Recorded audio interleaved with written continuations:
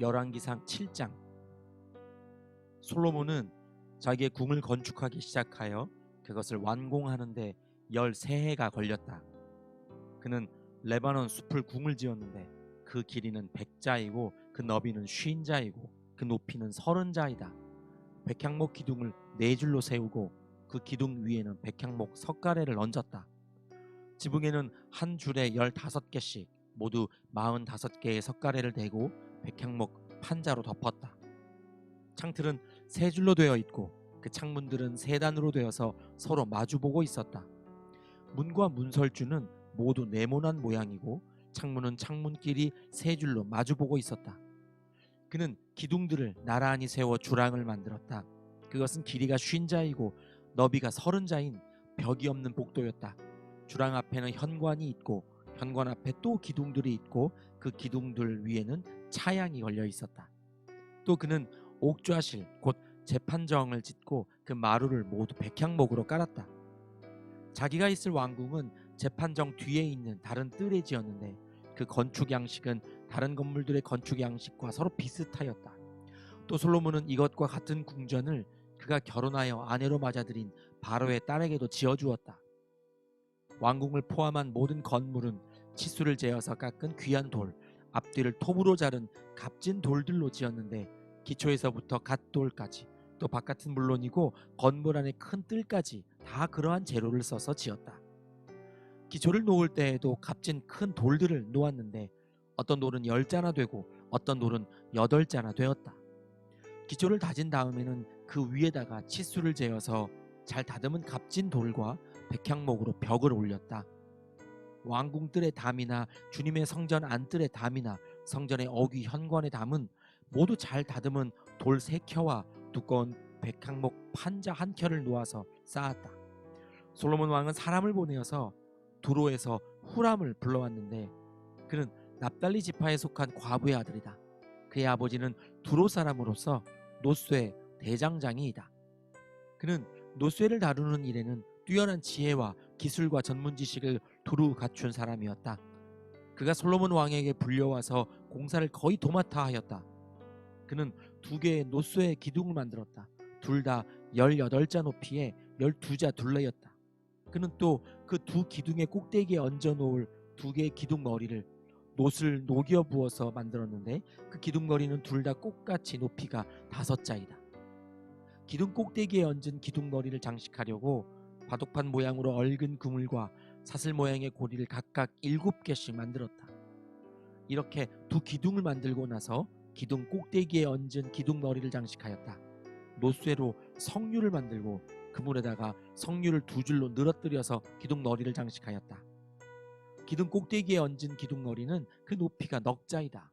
나리꽃 모양으로 만들었는데 사슬 장식 위에 둥그렇게 돌출된 부분에다가 얹었다. 기둥 머리에는 노쇠로 만든 석류 200개가 둥그렇게 열을 지어 있었다. 다른 기둥 머리도 마찬가지였다. 후람은 이렇게 해서 만든 2 기둥을 성전의 현관에다가 세웠다. 오른쪽 기둥을 세우고 그 이름을 야긴이라고 하였고 왼쪽 기둥을 세우고 그 이름을 보아스라고 하였다. 그 다음에 기둥들의 꼭대기에는 나리꽃 모양으로 만든 기둥 머리를 얹었는데 이렇게 해서 후람은 기둥 세우는 일을 마쳤다. 그 다음에 후람은 노쇠를 부어서 바다 모양 물통을 만들었는데 그 바다 모양 물통은 지름이 10자, 높이가 5자, 둘레가 30자이고 둥근 모양을 한 물통이었다. 그 가장자리 아래로는 돌아가면서 노쇠로 만든 호리병 모양의 박이 있는데 이것들은 노쇠를 부어서 바다 모양 물통을 만들 때에 2줄로 부어서 만든 것이다.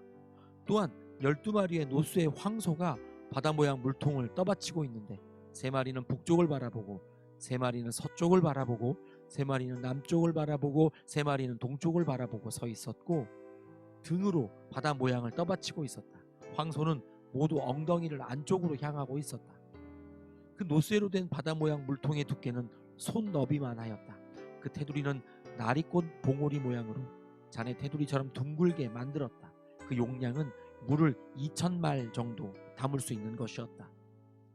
그는 또 노수로 받침대를 10개 만들었는데 받침대마다 길이가 넉자, 너비가 넉자, 높이가 석자이다. 받침대의 구조는 다음과 같다.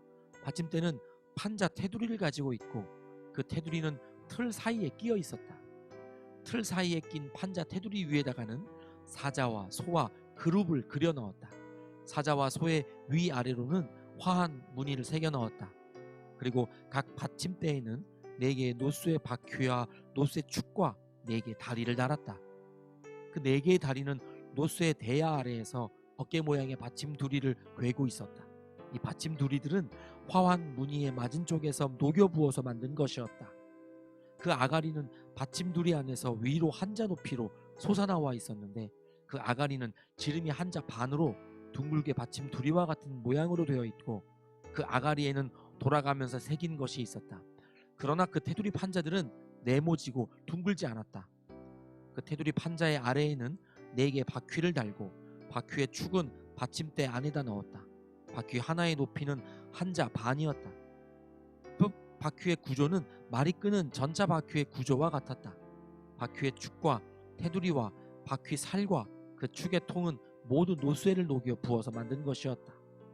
그리고 받침대의 4 귀퉁이에는 어깨 모양의 받침 두리가 4개 붙어 있는데 그 받침대에서 받침 두리가 잇따라 나와 있었다.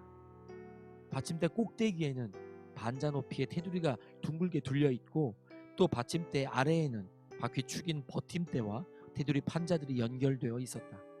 바퀴 축인 버팀대 판자와 테두리 판자 위의 빈 곳에는 그룹과 사자와 종려나무를 활짝 핀 꽃 모양으로 함께 새겼다. 그는 이러한 방식으로 받침대 10개를 만들었는데 모두가 같은 치수와 같은 양식으로 일일이 부어서 만들었다. 또 그는 노쇠로 대야 10개를 만들었다. 대야마다 물을 40말씩 담을 수 있었다. 대야들의 지름은 넉자이다. 받침대 10개에는 모두 대야 하나씩을 달았다. 받침대 5개는 성전의 오른쪽에, 5개는 성전의 왼쪽에 놓았고 바다 모양 물통은 성전 오른쪽의 동남쪽 모퉁이에 놓았다. 후람은 또 솥과 부삽과 피 뿌리는 대접을 만들었다. 이렇게 후람은 솔로몬 왕이 주님의 성전에다가 해 놓으라고 시킨 모든 일을 마쳤다. 그가 만든 것들은 2 기둥과 그 2 기둥 꼭대기에 얹은 둥근 공 모양을 한 기둥 머리 둘과 그 2 기둥 꼭대기에 있는 공 모양을 한 기둥 머리에 씌운 그물 2개와 기둥 꼭대기에 있는 공 모양을 한 기둥 머리에 씌운 각 그물에다가 2줄로 장식한 석류 400개와 또 받침대 10개와 받침대 위에 놓을 대야 10개와 바다 모양 물통 1개와 그 바다 모양 물통 아래에 받쳐놓은 황소 모양 12개와 솥과 부삿과 피 뿌리는 대접들이다. 후람이 솔로몬 왕을 도와서 만든 주님의 성전의 이 모든 기구는 모두 광택나는 노쇠로 만든 것이다. 왕은 이 기구들을 숫꽃과 사르단 사이에 있는 요단 계곡의 진흙에 부어서 만들게 하였다. 이 기구들이 너무 많아서 솔로몬이 그 무게를 달지 못하였으므로 여기에 사용된 노수의 무게는 아무도 모른다. 솔로몬은 또 주님의 성전 안에다가 둘 기둥을 만들었는데 곧 금제단과 빵을 늘 차려놓는 금으로 만든 상과 또 등잔대들 곧 지성소 앞에 오른쪽에 5 왼쪽에 5개씩 놓을 순금 등잔대들과 금으로 만든 꽃장식과 등잔과 부집게와 순금으로 된 잔과 심지 다듬는 집게와 피 뿌리는 대접과 향로와 불 옮기는 그릇과 내실 곧 지성소 문에 다는 금 돌적이와 성전의 바깥문에 다는 금 돌적이들이다. 이렇게 해서 솔로몬 왕은 주님의 성전을 짓는 모든 일을 완성하였다. 솔로몬은 그의 아버지 다윗이 거룩하게 구별해서 바친 성물 곧 은과 금과 기구들을 가져다가 주님의 성전 창고에 넣었다. 열왕기상 8장. 솔로몬은 주님의 언약궤를 시온 곧 다윗성에서 성전으로 옮기려고 이스라엘 장로들과 이스라엘 자손의 각 가문의 대표인 온 지파의 지도자들을 예루살렘에 있는 자기 앞으로 불러 모았다. 이스라엘의 모든 남자는 7째 달 곧 에다님 월의 절기에 솔로몬 왕 앞으로 모였다. 이스라엘의 모든 장로가 모이니 제사장들이 궤를 메어 옮겼다. 주님의 궤와 회막과 장막 안에 있는 거룩한 기구를 모두 옮겨왔는데 제사장들과 레위 사람들이 그것을 날랐다. 솔로몬 왕과 왕 앞에 모인 온 이스라엘 회중이 왕과 함께 궤 앞에서 양과 소를 셀 수도 없고 기록할 수도 없을 만큼 많이 잡아서 제물로 바쳤다. 제사장들은 주님의 언약궤를 제자리 곧 성전 내실 지성소 안 그룹들의 날개 아래에 가져다가 놓았다. 그룹들이 궤가 놓인 자리에 날개를 펼쳐서 궤와 채를 덮게 하였다. 궤에서 삐죽 나온 두 개의 채는 길어서 그 끝이 지성소의 정면에 있는 성소에서도 보였다. 그러나 성소 밖에서는 보이지 않았다. 그 채는 오늘날까지 그곳에 그대로 놓여 있다.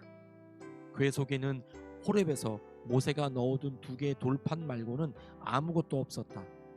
이 두 돌판은 이스라엘 자손이 이집트 땅에서 나온 뒤에 주님께서 호렙에서 그들과 언약을 세우실 때에 모세가 거기에 넣은 것이다. 제사장들이 성소에서 나올 때에 주님의 성전에 구름이 가득 찼다.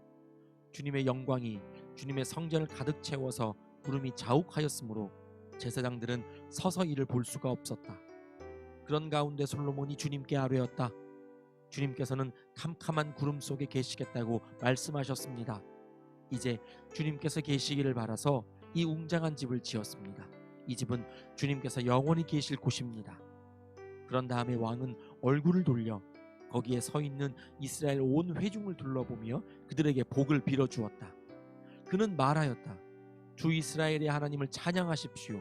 주님께서는 나의 아버지 다윗에게 친히 말씀하신 것을 모두 그대로 이루어 주셨습니다. 주님께서 말씀하시기를 내가 내 백성 이스라엘을 이집트에서 이끌어낸 날로부터 오늘에 이르기까지 내가 내 이름을 기릴 집을 지으려고 이스라엘의 어느 지파에서 어느 성읍을 택한 일이 없다. 다만 다윗을 택하여서 내 백성 이스라엘을 다스리게 하였다 하셨습니다. 내 아버지의 다윗께서는 주 이스라엘의 하나님의 이름을 기릴 성전을 지으려고 생각하셨으나 주님께서 나의 아버지 다윗에게 이르시기를 내가 내 이름을 기릴 성전을 지으려는 마음을 품은 것은 아주 좋은 일이다. 그런데 그 집을 지을 사람은 내가 아니다. 내 몸에서 태어날 내 아들이 내 이름을 기릴 성전을 지을 것이다 하셨습니다. 주님께서 말씀하신 대로 아버지 다윗의 뒤를 이어서 이렇게 내가 이스라엘의 왕위를 이었으며 주 이스라엘의 하나님의 이름을 기릴 이 성전을 지었으니 주님께서는 이제 그 약속을 이루셨습니다. 주님께서는 이집트 땅에서 우리의 조상을 이끌어내실 때에 그들과 언약을 세우셨는데 나는 주님의 언약이 들어있는 궤를 놓아둘 장소를 이렇게 마련하였습니다. 그런 다음에 솔로몬은 이스라엘 온 회중이 보는 데서 주님의 제단 앞에 서서 하늘을 바라보면서 두 팔을 들어서 펴고 이렇게 기도하였다. 주 이스라엘의 하나님, 위로 하늘에나 아래로 땅에나 그 어디에도 주님과 같은 하나님은 없습니다. 주님은 온 마음을 다 기울여 주님의 뜻을 따라 사는 주님의 종들에게는 세우신 언약을 지키시고 은혜를 베푸시는 분이십니다. 주님께서는 주님의 종인 내 아버지 다윗 임금에게 약속하신 것을 지키셨으며 주님께서 친히 그에게 말씀하신 것을 오늘 이렇게 손수 이루어 주셨습니다. 이제 주 이스라엘의 하나님 주님께서 주님의 종인 내 아버지 다윗 임금에게 말씀하시기를 내 자손이 저마다 길을 삼가서 내가 내 앞에서 살아온 것 같이 그렇게 살면 내 자손 가운데서 이스라엘의 왕위를 앉을 사람이 내 앞에서 끊어지지 않게 하겠다 하고 약속하신 것을 지켜주시길 바랍니다. 그러므로 이제 이스라엘의 하나님 주님의 종인 제 아버지 다윗 임금에게 약속하신 말씀을 주님께서 이루어 주시기를 빕니다. 그러나 하나님께서 땅 위에 계시기를 우리가 어찌 바라겠습니까? 저 하늘 위의 하늘이라도 주님을 모시기에 부족할 터인데 제가 지은 이 성전이야 더 말하여 무엇하겠습니까? 그러나 주 나의 하나님 주님의 종이 드리는 기도와 간구를 돌아보시며 오늘 주님의 종이 주님 앞에서 부르짖으면서 드리는 이 기도를 들어주십시오. 주님께서 밤낮으로 눈을 뜨시고 이 성전을 살펴주십시오. 이곳은 주님께서 내 이름이 거기에 있을 것이다 하고 말씀하신 곳입니다. 주님의 종이 이곳을 바라보면서 기도할 때에 이 종의 기도를 들어주십시오. 그리고 주님의 종인 나와 주님의 백성 이스라엘이 이곳을 바라보며 기도할 때에 그 기도를 들어주십시오. 주님께서 계시는 곳 하늘에서 들으시고 들으시는 대로 용서해 주십시오. 사람이 이웃에게 죄를 짓고 맹세를 하게 되어 그가 이 성전 안에 있는 주님의 제단 앞에 나와서 맹세를 하거든 주님께서는 하늘에서 들으시고 주님의 종들을 심판하시되 악행을 저지르는 사람은 죄가 있다고 판결하셔서 벌을 주시고 옳은 일을 한 사람은 죄가 없다고 판결하셔서 옳음을 밝혀주십시오. 주님의 백성 이스라엘이 주님께 죄를 지어 적에게 패배하였다가도 그들이 뉘우치고 주님께로 돌아와서 주님의 이름을 인정하고 이 성전에서 주님께 빌며 간구하거든 주님께서는 하늘에서 들으시고 주님의 백성 이스라엘의 죄를 용서해 주십시오. 그리고 그들의 조상에게 주신 땅으로 그들을 다시 돌아오게 해 주십시오. 또 그들이 주님께 죄를 지어서 그 벌로 주님께서 하늘을 닫고 비를 내려주시지 않을 때라도 그들이 이곳을 바라보며 기도하고 주님의 이름을 인정하고 그 죄에서 돌이키거든 주님께서 하늘에서 들으시고 주님의 종들과 주님의 백성 이스라엘의 죄를 용서해 주시고 그들이 살아갈 올바른 길을 그들에게 가르쳐 주시며 주님의 백성에게 유산으로 주신 주님의 땅에 비를 다시 내려주십시오. 이 땅에서 기근이 들거나 역병이 돌거나 곡식이 시들거나 깐부기가 나거나 메뚜기 떼나 누리 떼가 곡식을 갉아먹거나 적들이 이 땅으로 쳐들어와서 성읍들 가운데 어느 하나를 에워싸거나 온갖 재앙이 내리거나 온갖 전염병이 번질 때에 주님의 백성 이스라엘 가운데 어느 한 사람이나 혹은 주님의 백성 전체가 재앙이 닥쳤다는 것을 마음에 깨닫고 이 성전을 바라보며 두 팔을 펴고 간절히 기도하거든 주님께서는 주님께서 계시는 곳 하늘에서 들으시고 판단하셔서 그들을 용서해 주십시오. 주님께서는 각 사람의 마음을 아시니 주님께서 각 사람에게 그 행위대로 갚아주십시오. 주님만이 모든 사람의 마음을 아십니다. 그렇게 하시면 그들은 주님께서 우리의 조상에게 주신 이 땅 위에서 사는 동안 주님을 경외할 것입니다. 그리고 또 주님의 백성 이스라엘에 속하지 아니한 이방인이라도 주님의 크신 이름을 듣고 먼 곳에서 이리로 오면 그들이야말로 주님의 큰 명성을 듣고 또 주님께서 강한 손과 활로 하신 일을 전하여 듣고 이곳으로 와서 이 성전을 바라보면서 기도하거든 주님께서 계시는 곳 하늘에서 들으시고 그 이방인이 주님께 부르짖으며 간구하는 것을 그대로 다 들어주셔서 땅 위에 있는 모든 백성이 주님의 이름을 알게 하시고 주님의 백성 이스라엘처럼 주님을 경외하게 하시며 내가 지은 이 성전이 주님의 이름을 부르는 곳임을 알게 하여 주십시오. 주님의 백성이 적과 싸우려고 전선에 나갈 때에 주님께서 그들을 어느 곳으로 보내시든지 그곳에서 주님께서 선택하신 이 도성과 내가 주님의 이름을 기리려고 지은 성전을 바라보며 그들이 주님께 기도하거든 주님께서는 하늘에서 그들의 기도와 간구를 들으시고 그들의 사정을 살펴보아 주십시오. 죄를 짓지 아니하는 사람은 없습니다.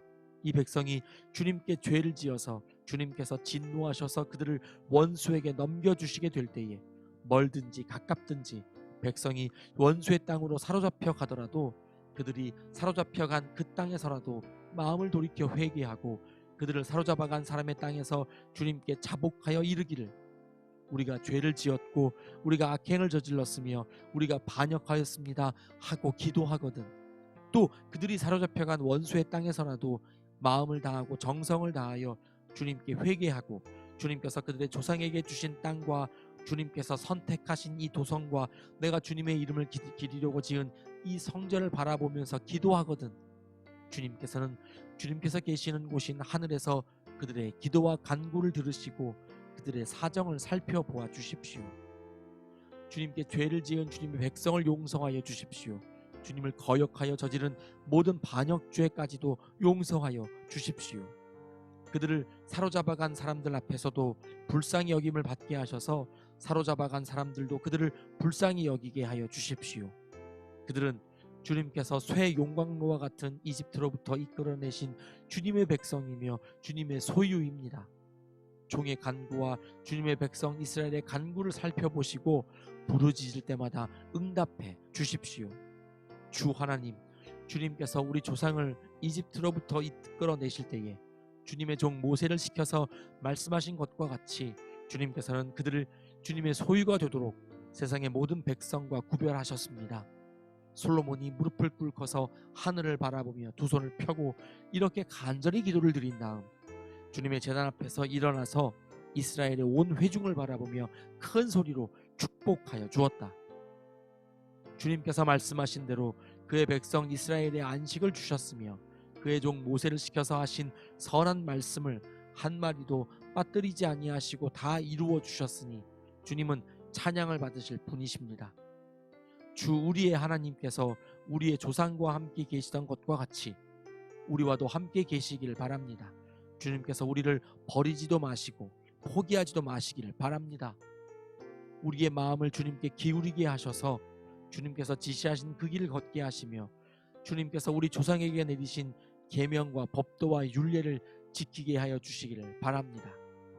오늘 주님 앞에 드린 이 간구와 기도를 주 우리의 하나님께서 낮이나 밤이나 늘 기억해 주시기를 바랍니다. 하나님께서 주님의 종과 주님의 백성 이스라엘에게 날마다 그 형편에 맞게 자비를 베풀어 주시기를 바랍니다. 그렇게 해서 세상의 모든 백성이 주님만이 하나님이시고 다른 신은 없다는 것을 알게 되기를 바랍니다. 그러므로 그의 백성인 여러분도 주 우리의 하나님과 한 마음이 되어서 오늘과 같이 주님의 법도대로 걸으며 주님의 계명을 지키기를 바랍니다. 이렇게 한 다음에 왕 및 왕과 함께 있는 모든 이스라엘 사람이 주님 앞에 제사를 드렸다. 솔로몬은 화목제를 드렸는데 그가 주님의 제사에 드린 것은 소가 22,000마리이고 양이 12만 마리였다. 이와 같이 해서 왕과 이스라엘의 모든 백성이 주님의 성전을 봉헌하였다. 그리고 바로 그날 왕은 주님 앞에 있는 놋제단이 번제물과 곡식제물과 화목제물의 기름기를 담기에는 너무 작았으므로 주님의 성전 앞들 한가운데를 거룩하게 구별하고 거기에서 번제물과 곡식 예물과 화목제의 기름기를 드렸다. 그때에 솔로몬이 이렇게 절기를 지켰는데 하맛 어귀에서부터 이집트 접경을 흐르는 강에 이르는 넓은 지역에 사는 큰 회중인 온 이스라엘이 그와 함께 우리의 하나님 앞에서 주 1회 동안을 2번씩 열 나흘 동안 절기를 지켰다. 둘째 1회가 끝나고 8회째 되는 날에 그가 백성을 돌려보내니 그들은 왕에게 복을 빌고 주님께서 그의 종 다윗과 그 백성 이스라엘에게 베푸신 온갖 은혜 때문에 진심으로 기뻐하며 흐뭇한 마음으로 각자 자기의 집으로 돌아갔다. 아멘.